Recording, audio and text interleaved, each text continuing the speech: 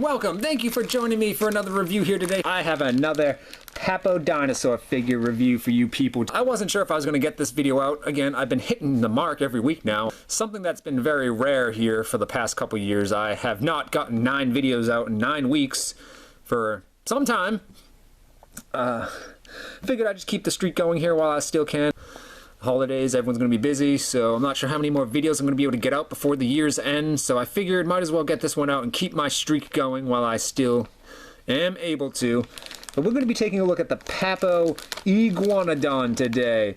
I love this species of dinosaur, mainly because of a movie by Disney. I still vividly remember going to see this movie in the summer of 2000 on a crisp, cool night with my family and some other kids at the drive-in. I recall some people had these other toys from the McDonald's Happy Meals you can get. They had the puppets as well. For me, there's nothing but great memories here with this movie. The fact I still remember going to see this in the drive-in that long ago, it's been 20 years, 21 years going on, it still feels like yesterday. I loved this movie, and I still like it when I watch it. I still find enjoyment watching this. Yes, that movie. So yeah, we're not going to drag this out anymore. I'm going to unpackage him here out of the plastic. I'm not even going to cut the plastic because it's just a piece of tape holding this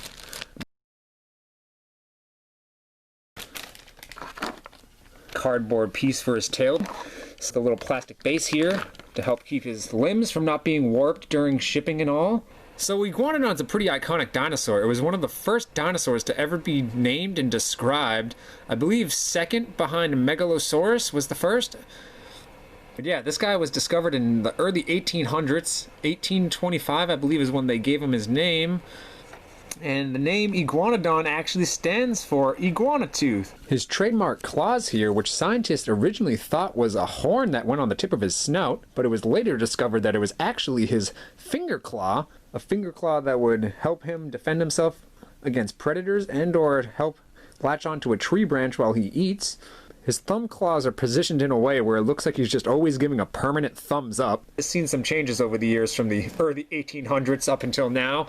He started off as this 4-legged reptilian-looking rhinoceros with a horn, and then morphed into this bipedal herbivore that stood upright and had very almost human-like looking claws, or a thumb claw, and then changed back into a 4-legged herbivore, but instead of having the horn on the head, he had his now trademark thumb claws. A pretty cool evolutionary process of this guy as we've learned and discovered more about him over the years. We get a beautiful looking head sculpt. Look at all the detail in there with the scales. The majority of this figure is just a lot of different shades and tones of gray, almost like, it makes me think of elephant skin. I know other people have said that, a lot of other people have said that and felt this way, but there's just a lot of different shades of different grays here on the guy. There's even some tans and brownish.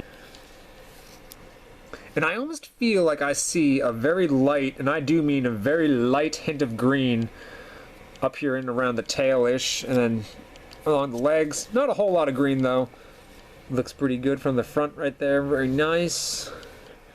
And I love the way the nose is sculpted on this guy. It looks beautiful, beautiful, beautiful, beautiful. I love how you can see the veins like Papo usually does, all the skin folding and the skin being stretched out almost like he's moving. Papo never fails to deliver on the sculpting work here. He has these stripes on his tail that go all the way to the tip, very similar to the Cretaceous that we already looked at. I very much enjoy this, that type of skin striping pattern. Papo tag here on this foot. Feet and toe claws are very nicely colored and weathered, as always. This one almost looks like it's being lifted off the ground like a forward stride looking motion. The beak is very nicely weathered and colored too, very realistic and natural looking. He has an articulated jaw, which is a first for a Papo herbivore dinosaur, I believe, and first for my collection for a herbivore dinosaur with an articulated jaw. That's about as far as the articulated jaw goes. It doesn't really open a whole lot. You can kind of pull it down a little bit more, but mine, it's really tight, and I don't want to force it down anymore, but that's about as much as it opens. It doesn't really open up any more than that, so it almost feels like it didn't even really need to have an articulated jaw, considering it doesn't open up that much. Opens up to about yay. The only thing I guess I don't really enjoy about that is you can see like this weird looking slit here at the bottom of his mouth right here. It just looks a little bit awkward and takes away from the figure a little bit.